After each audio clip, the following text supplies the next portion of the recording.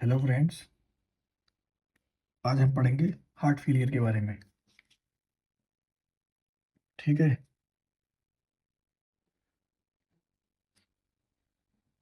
Heart failure अभी तक हमने पढ़ा है राइट वेंट्रिकुलर फेलियर और लेफ्ट वेंट्रिकुलर फेलियर। अब हम पढ़ेंगे हार्ट फेलियर के बारे में। तो बाय डेफिनेशन तो इसका मतलब ये है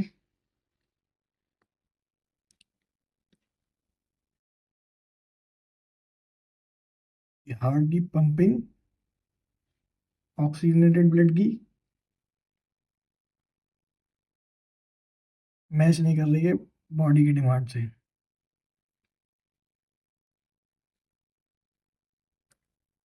इसका मतलब ये है कि जितना बॉडी को ऑक्सीजनेटेड ब्लड चाहिए उतना ये हार्ट पंप नहीं कर पा रहा है, यानी हार्ट कम पंप करता हो या डिमांड बॉडी की बढ़ गई हो। ठीक है, तो इसे कहते हैं हार्ट फेलियर। इसके रिस्क फैक्टर देख लेते हैं हम। इसके रिस्क फैक्टर हैं जैसे coronary artery disease, CAD, rheumatic heart disease,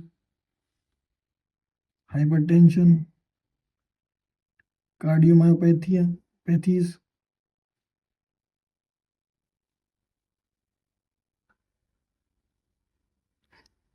cardiomyopathies में जैसे लेफ्ट वेंट्रिकुलर फेलियर, जिसकी वजह से हमारा राइट वेंट्रिकल भी फेल कर सकता है। अगर मोस्ट कॉमन काउज पूछे तो एलबीएफ का मोस्ट कॉमन काउज तो है कोरोनरी आर्टरी डिसीज, और अगर most common cause of right ventricular failure का पूछे तो वो है एलवीएफ। ठीक है, जाहिर सी बात है, अगर जैसे ये हमारा हार्ट है, ठीक है, ये हमारा हार्ट आ गया, मान लो हमारा लेफ्ट वेंट्रिकल फेल कर गया, ठीक है, तो यहाँ पे ब्लड कलेक्ट होगा नहीं होगा, और यहाँ से कलेक्ट होता हुआ कहाँ जाएगा, पल्मोनरी वेन में। ये पल्मोनरी वेन में कलेक्ट होगा। पल्मोनरी वेन किससे कलेक्ट है, हमारी किससे कनेक्ट है, लंग्स से। ठीक है, तो पल्मोनरी वेन लंग्स से कनेक्ट है, तो लंग्स में भी कलेक्ट होगा ब्लड, और जब लंग्स में कलेक्ट होगा तो जाहिर सी बात है इससे पल्मोनरी आर्टरी भी कनेक्ट है, और पल्मोनरी आर्टरी किससे कनेक्ट है, राइट वेंट्रिकल से। तो इस सब में ब्लड पुल करेगा और राइट वेंट्रिकल फेल कर जाएगा। ठीक है, तो समझ गए कि लेफ्ट वेंट्रिकल के फेल होने से राइट वेंट्रिकल कैसे फेल कर रहा है। तो ये है कारण। इस वजह से ये, अगर वो पूछे एलबीएफ का मोस्ट कॉमन कॉज क्या है तो वो है कोरोनरी आर्टरी डिसीज, और वो पूछे राइट वेंट्रिकल का फेल होने का मोस्ट कॉमन कॉज क्या है तो वो है एलबीएफ। लेफ्ट वेंट्रिकल फेल करता है, इस वजह से राइट वेंट्रिकल फेल कर देंगे। अब मैं तुम्हें समझाता हूँ इजेक्शन फ्रैक्शन का कॉन्सेप्ट क्या है। कॉन्सेप्ट ऑफ इजेक्शन फ्रैक्शन, ठीक है, इसको समझना बहुत ज़रूरी है आगे के लिए, तभी आगे आगे का टॉपिक समझ में आएगा। मान लो ये हमारा हार्ट है, हार्ट का ये मान लो लेफ्ट एक एक ले रहे हैं, लेफ्ट साइड ले रहे हैं, तो ये हमारा लेफ्ट एट्रियम है और ये है लेफ्ट वेंट्रिकल। तो डायस्टोल के टाइम, यानी जब हार्ट रिलैक्स करेगा, तो इसमें जितना ब्लड है, इसमें कितना ब्लड आया, जब हमारा वेंट्रिकल रिलैक्स कर रहा था तो उसमें जो ब्लड आया कंप्लीट हुआ। अब जब इसने सिस्टोल करना चालू किया, यानी लेफ्ट वेंट्रिकल ने पंप करना चालू किया, तो उससे एओर्टा कनेक्ट होती है ना, तो अब ये देखेंगे कि जितना ब्लड था उसमें से उसने कितना ब्लड पंप करा, उसे कहते हैं हम इजेक्शन फ्रैक्शन। कितने में से कितना ब्लड उसने आगे एओर्टा को पंप किया। ठीक है, इसे कहते हैं हम इजेक्शन फ्रैक्शन। और इसका अगर फॉर्मूला से निकाला जाए तो इसका फॉर्मूला होता है systolic volume upon and diastolic volume into 100%। इससे हमारी इजेक्शन फ्रैक्शन निकल आती है। ठीक है, इसी इजेक्शन फ्रैक्शन के बेस पर हमारे कितने तरीके के हार्ट फेलियर हैं। देखो, types of heart failure based on ejection fraction. ठीक है, तो ये 3 तरीके के होते हैं। ठीक है, तो ये होते हैं हमारे 3 टाइप के।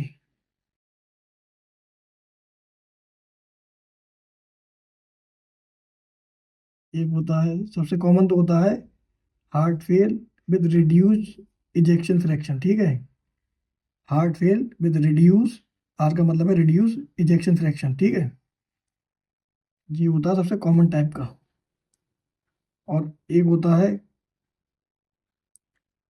Heart fail with mid range ejection fraction. ठीक है, ये हमारा है मिड रेंज।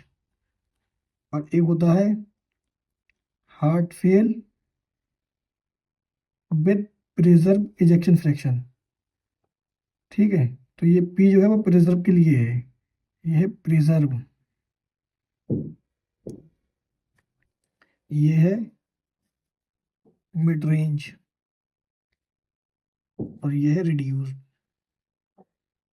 ठीक है, अब मैं बताता हूँ इन्हें क्यों, ऐसा क्यों बोला जा रहा है। इसका, इसमें जो इजेक्शन फ्रैक्शन होता है उसमें 40% से कम ब्लड पंप करता है। जैसे डायस्टोल के टाइम मानो 100 ml ब्लड आया उसके अंदर, लेफ्ट वेंट्रिकल के अंदर, तो उसमें से उनने 40 ml से भी कम ब्लड एओर्टा में पंप किया, इसलिए इसे कहते हैं हम रिड्यूस।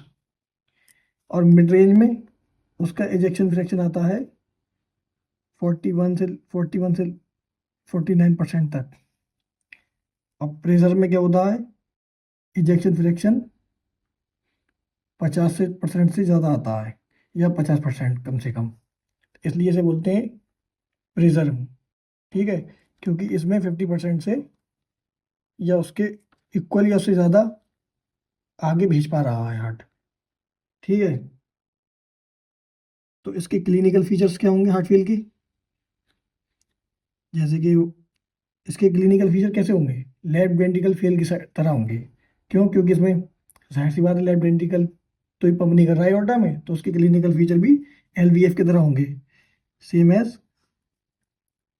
एलवीएफ। जैसे कि क्या क्या थे हमारे उसके, शॉर्टनेस ऑफ ब्रीथ, फटीग, क्योंकि ब्लड पंप नहीं होगा तो आदमी थकेगा। ठीक है, और यही अगर प्रोग्रेस करता गया तो एलवीएफ आखिर में राइट वेंट्रिकल को भी फेल करा देगा। और राइट वेंट्रिकल फेल हो गया तो अब तुम लोगों को पता ही है उसके सिम्टम्स क्या थे, जेबीपी बढ़ रही है, पीडल एडीमा हो रहा था, एसाइटिस हो रही थी, और हेपेटोमेगाली मिल रही थी। ठीक है ना, तो ये तो तुम्हें पता ही है कि आरबीएफ फेल होने पे ये चीज़ें मिल रही थी, और एलबीएफ फेल होने पे हमें ये चीज़ें मिलती हैं। ठीक है, लेकिन एलबीएफ की वजह से जो आरबीएफ हुआ, राइट वेंट्रिकल फेल करा, उसकी वजह से हमें ये मिल सकता है, ये आगे की कंडीशन है। अब ये देखो, हम पेशेंट को एग्जामिनेशन करेंगे तो क्या देख, पेशेंट के एग्जामिनेशन में हमें क्या चीज़ें मिलेंगी। एग्जामिनेशन में क्या हो रहा, लेफ्ट वेंट्रिकल फेल हो, ये देखो एग्जामिनेशन पे, जैसे कि ये यहाँ पर देखो लेफ्ट वेंट्रिकल फेल हो रहा है, तो हमें उसकी लेफ्ट वेंट्रिकल की फाइंडिंग मिलेंगी, लेफ्ट वेंट्रिकल फेलियर की फाइंडिंग्स मिलेंगी। जैसे कि हमें मिल रहा था bilateral basal crepitation,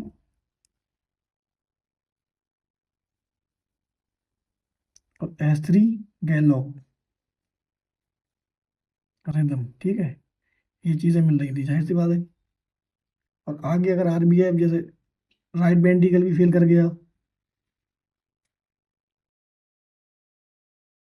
right ventricle भी फेल कर गया, तो हमें क्या मिलेगा, जेबीपी बढ़ी हुई मिलेगी, हेपेटोस्प्लीनोमेगाली मिलेगी,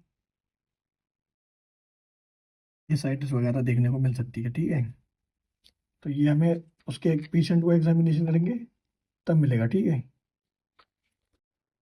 अब हम इसकी इन्वेस्टिगेशन करेंगे, तो इन्वेस्टिगेशन पे हमें क्या मिलेगा?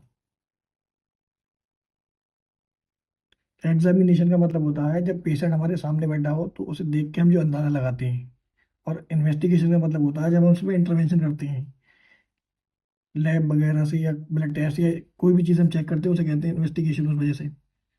तो हमें हार्ट फेलियर का एक मार्कर मिलता है जिसे हम कहते हैं BNP।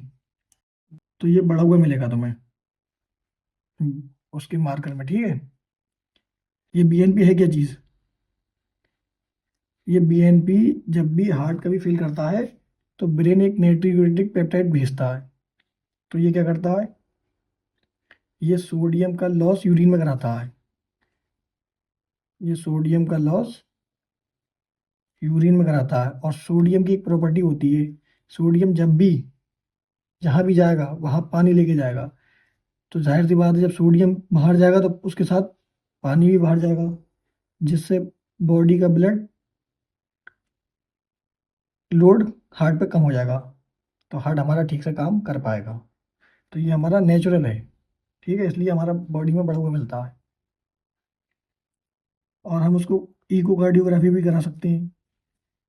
इको में हमें लेफ्ट वेंट्रिकल का डिस्फंक्शन भी दिख सकता है,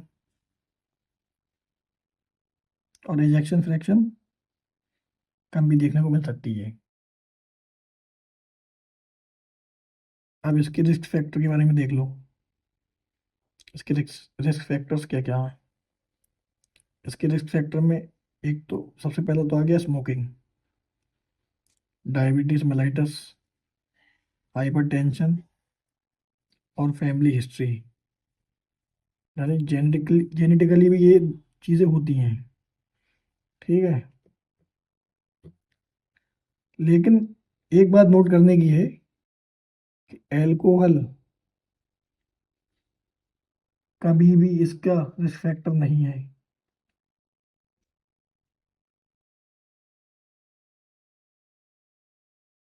याद रखना ये चीज़, ठीक है।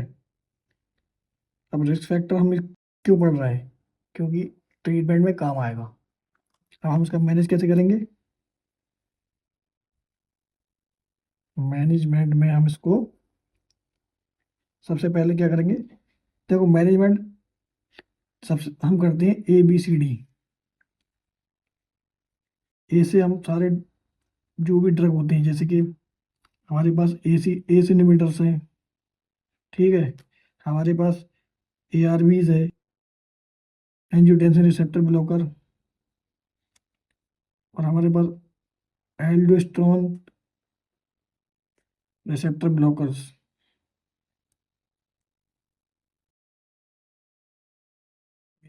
और हमारे पास एक और होता है अर्नी। ये 4 ड्रग ये से होते हैं हमारे पास, तो ये हम चारों यूज़ करते हैं इसमें। और बी से होता है बीटा ब्लॉकर, ठीक है। और सी से क्या है? सी का मतलब है कॉन्ट्रैक्टिलिटी बढ़ाने के लिए हम जो ड्रग देते हैं। कॉन्ट्रैक्टिलिटी कौन बढ़ाता है इसकी? डिजॉक्सिन। और डी से तो हो गया हमारा डायूरेटिक्स, जो फ्लूइड ओवरलोड कम करेगा इस पे हार्ट से। और डायलेटर, ब्लड वेसल्स डायलेटर्स, जो कि होता है हमारे नाइट्रेट, जो सबलिंगुअली दिया जाता है। तो मैनेजमेंट में ये 4 चीज़ें यूज होती हैं। FMG में क्वेश्चन आता है कि मोर्टिलिटी किससे डिक्रीज होती है, यानी पेशेंट के जिंदगी के चांस, जीने के चांसेस किससे बढ़ते हैं। तो जो मोर्टिलिटी डिक्रीज करने वाले ड्रग्स होते हैं वो होते हैं A and B। और जो सिम्टोमेटिक ट्रीटमेंट होता है, जो सिम्टम्स को रिलीफ करता है, वो होते हैं C and D, ठीक है। तो ये बात याद रखना, A and B जो है बीटा ब्लॉकर और एस इनहिबिटर, ये मोर्टिलिटी बढ़ घटाते हैं और पेशेंट की ज़िंदगी में इजाफा करते हैं, ठीक है। याद रखना, और ए ज़्यादा है बी से, अगर इन दोनों में दोनों ऑप्शन दिए हो तो ए लगाना है ऑप्शन में, ठीक है। ये बहुत ज़रूरी है, ये क्वेश्चन आता ही आ ही जाता है। दो क्वेश्चंस और नोट कर लो। अगर क्वेश्चंस में दिया हो कि पेशेंट को diabetes mellitus plus heart failure है तो ट्रीटमेंट देंगे हम SGLT2 ब्लॉकर, और एग्जांपल है काना ग्लीफ्लोजिन। ये क्या करता है? SGLT2 चैनल्स होते हैं किडनी के ट्यूब्यूल्स पर, उन्हें ब्लॉक करता है। तो ये चैनल्स क्या करते हैं, ये ग्लूकोज को अंदर लेते हैं। जब पेशाब हमारी यूरिन निकलती है तो उसमें से जो ग्लूकोज होता है उसे अंदर ले लेता है वापस ब्लड में, तो ये उसको ब्लॉक करती है। और ग्लूकोज की भी एक खासियत है, वो जब भी जाएगा जहाँ भी जाएगा पानी को साथ ले जाएगा। तो जब इसको ब्लॉक कर देंगे हम तो ग्लूकोज अंदर जाएगा नहीं वापस, तो वो पेशाब के द्वारा बाहर आएगा, तो उसके साथ वाटर भी बाहर आएगा। तो इससे दो फायदे हो रहे हैं, एक तो ग्लूकोज कम हो रहा है बॉडी में, डायबिटीज़ वाले के लिए फ़ायदा है, ज़्यादा ग्लूकोज बॉडी में नहीं होना चाहिए, और पानी भी साथ में आ रहा है जो हार्ट हार्ट फेलियर वाले के लिए फ़ायदा है। तो ये दोनों चीज़ें कवर करता है, इसलिए हम इसको प्रीफर करते हैं। और अगर दे दे क्वेश्चन में heart failure plus atrial fibrillation, तब हम देंगे डिजॉक्सिन। ड्रग ऑफ चॉइस है, क्यों? क्योंकि ये कॉन्ट्रैक्टिलिटी भी बढ़ाता है और हार्ट फेलियर में तो काम करता ही है, ये तो तुम्हें पता ही है। तो ये ध्यान रखना इस बात को, ठीक है। मिलते हैं अगली वीडियो में। तो अगर वीडियो पसंद आई हो तो लाइक करें, सब्सक्राइब करें और बेल आइकन को दबाएं, जिससे मैं ऐसी वीडियो आपके लिए बनाता रहूं। तब तक के लिए खुदा हाफिज़।